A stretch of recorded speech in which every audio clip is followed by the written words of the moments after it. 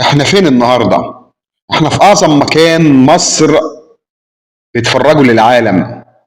احنا في انتظار افتتاح تاريخي، افتتاح يليق بعظمة ومكانة مصر، افتتاح كلنا انتظرناه كتير قوي. ولكن الدولة المصرية عملت اعجاز وانجاز. المتحف المصري الكبير اللي كلنا بننتظر افتتاحه في في يوم يوم 1 3/7، نوفمبر. حدث عالمي ما بيتكررش كتير، حدث بيتكرر فقط في مصر، أم الحضارات، مصر العريقة، مصر صاحبة الحضارة الأعرق.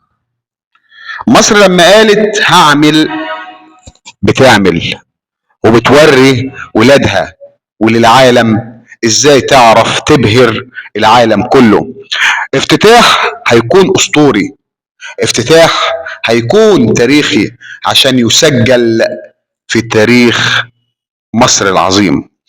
الجمهورية الجديدة اللي كل يوم بتحقق حلم جديد للمصريين، كل ساعة في حلم جديد، وكل ثانية في مشروع كنا بنحلم بيه بيتنفذ على أرض الواقع. في عصر الجمهورية الجديدة، جمهورية العمل والإنتاج، جمهورية الإنجازات، جمهورية الشغل الكتير. تحيا مصر دائما وأبدا.